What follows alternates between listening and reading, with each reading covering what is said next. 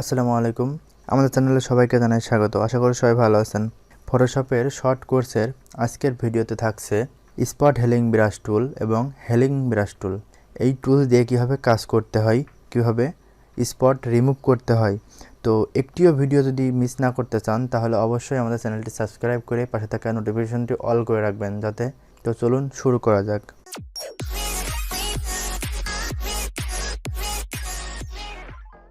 তো শুরু করার আগে আমাদের একটি পিকচার আনতে হবে। তো আমরা আপাতত এখান থেকে একটি স্পট ফেস আমরা এটা ডাউনলোড করেছি। ইমেজের কোয়ালিটি একটু নর্মাল, তো আসলে কিছু মনে করবেন না। আমি শুধু আপনাদেরকে দেখিয়ে দেবো কীভাবে কাজ করতে হয়। তো এখান থেকে স্পট হেলিং ব্রাশ টুল, এটার কাজ হচ্ছে আমরা এখান থেকে ব্রাশ টুলটি সিলেক্ট করব, অর্থাৎ একটা spot healing brush tool select করার পর এটা আমাদের স্পট অনুযায়ী আমরা ব্রাশটাকে সেকেন্ড ব্র্যাকেট দিয়ে ছোট এবং বড় করতে পারবো, অথবা আমরা রাইট ক্লিক করে ব্রাশের সাইজটাকে আমরা বড় এবং ছোট করতে পারবো। তো আমাদের যেটা সুবিধা হয় আমরা সেটা দিয়ে কাজ করব। অবশ্যই আমাদের কিবোর্ড থেকে সেকেন্ড ব্র্যাকেট প্রেস করে ছোট এবং বড় করব। তো এখান থেকে আমরা এখানে স্পট আছে, আমরা স্পটের এখানে জাস্ট ক্লিক করব, এই স্পটটাকে রিমুভ হয়ে যাবে। এখানে আমরা যত স্পট আছে আমরা যদি ক্লিক করতে থাকি, অর্থাৎ যতটুকু স্পট আছে তার থেকে একটু বড় নিয়ে আমরা এটাকে রিমুভ করতে পারি।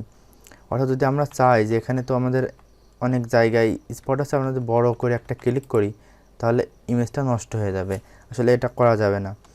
আমাদের যতটুকু স্পট আছে ঠিক তার থেকে সামান্য পরিমাণে বড় করে আমরা স্পটগুলোকে রিমুভ করব। এখানে ক্লিক করলে স্পটগুলো রিমুভ হয়ে যাবে, ক্লিক করলে দেখবেন রিমুভ হয়ে যাবে। তো এইভাবে আপনারা রিমুভ করবেন। দেখেন এইভাবে কাজ করলে এটা রিমুভ হয়ে যাবে। এছাড়াও আপনারা চান যে এখান থেকে স্পট হেলিং ব্রাশ টুল দিয়ে আমরা যেটা করলাম এটা আমরা হেলিং ব্রাশ টুল দিয়েও করতে পারি। তো এটার জন্য আমরা আবার ওই ইমেজটাকে আবার নিয়ে আসি, তাহলে ভালো বুঝতে পারবো। ইমেজটাকে আবার নিয়ে আসলাম এবং নিচেরটাকে আমরা হাইড করে আমরা এটা স্পট হেলিং ব্রাশ টুল দিয়ে যেভাবে রিমুভ করলাম হেলিং ব্রাশ টুল দিয়েও আমরা সেভাবে রিমুভ করতে পারবো। কিন্তু হেলিং ব্রাশ টুলের কিছু লিমিটেশন আছে, যেটা হচ্ছে আমরা যখন একটা ইমেজটাকে নিয়ে এখানে ছেড়ে দিলাম সেটা অবশ্যই স্মার্ট অবজেক্ট হয়ে যায়। যদি ব্যাকগ্রাউন্ড ইমেজে না হয় সেক্ষেত্রে স্মার্ট অবজেক্ট হয়ে যাবে। সেটাকে আমরা রাইট ক্লিক করে রাস্টারাইজ লেয়ার করে নিব, তাহলে এটা আবার আমরা কাজ করতে পারবো। তো এখানে আমরা যেমন হেলিং ব্রাশ টুল দিয়ে মানে স্পট হেলিং ব্রাশ টুল দিয়ে যেভাবে কাজ করেছিলাম, হেলিং ব্রাশ টুল দিয়ে আমরা এভাবে কাজ করতে পারবো না। আমরা যদি এখানে ক্লিক করি তাহলে এখানে আমাদের দেখাচ্ছে যে অল্টার ক্লিক করে আমরা সোর্স পয়েন্টটা সিলেক্ট করে নিতে বলছি। সেক্ষেত্রে অবশ্যই আমাদের অল্টার প্রেস করে ধরলে এটা একটা পয়েন্ট আসবে। তো এখানে যদি আমরা এখান থেকে এই পরিষ্কার জায়গা থেকে আমরা নিয়ে ক্লিক করে আবার এখানে ক্লিক করলে এটা এখানে বসে যাবে। অর্থাৎ আমরা পাশ থেকে মানে যেখানে আমাদের সমস্যাটা হবে বা যেখানে স্পট থাকবে তার পাশ থেকে পরিষ্কার জায়গা থেকে আমরা ক্লিক করে সোর্স পয়েন্টটা নিয়ে স্পটের জায়গায় দিয়ে দিব। অর্থাৎ অল্টার প্রেস করে পরিষ্কার জায়গায় আমরা ক্লিক করব, সেই কালারটা নিয়ে নেবে এবং যেখানে স্পট আছে তার পাশে সেখানে আমরা ক্লিক করব এবং ওই সোর্স পয়েন্টটা যেটা আমরা সিলেক্ট করেছিলাম ওইটা ওখানে বসে যাবে। তো এইভাবে আসলে হেলিং ব্রাশ টুলটা কাজ করে। তো এটা হচ্ছে অনেক গুরুত্বপূর্ণ, অনেক জায়গায় লাগে, যেখানে হচ্ছে যেমন এখানে পুরো জায়গাটা যদি নষ্ট থাকতো অর্থাৎ স্পট থাকতো সেক্ষেত্রে আমরা ডান থেকে আমরা সোর্স পয়েন্টটাকে সিলেক্ট করে এখানে আমরা বসাতে পারতাম শুধুমাত্র হেলিং ব্রাশ টুল দিয়ে। যদি আমাদের এটা এরকম না হয় যে আমরা পাশে আমাদের ভালো জায়গা আছে, সেক্ষেত্রে আমরা এখানে স্পট হেলিং ব্রাশ টুলের মাধ্যমে আমরা ক্লিক করে করে আমাদের এটা আমরা স্পটটাকে রিমুভ করতে পারবো।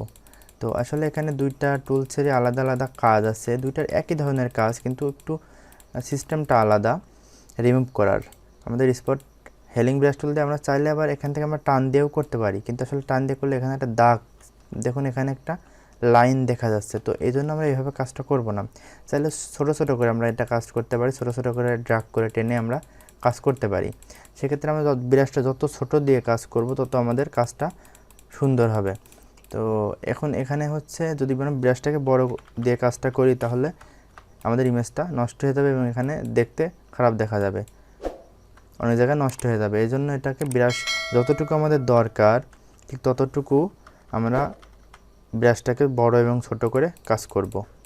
তো আশা করি আপনারা বুঝতে পারছেন যে স্পট হেলিং ব্রাশ টুল এবং হেলিং ব্রাশ টুলের পার্থক্যটা কতটুকু। তো পরবর্তী ভিডিও দেখতে আমাদের চ্যানেলটি সাবস্ক্রাইব করে রাখবেন এবং গ্রাফিক ডিজাইনের যাবতীয় সমস্যা সমাধানের জন্য আমাদের ভিডিও ডেসক্রিপশনে থাকা ফেসবুক গ্রুপে জয়েন হয়ে যাবেন। ধন্যবাদ সবাইকে। আসসালামু আলাইকুম।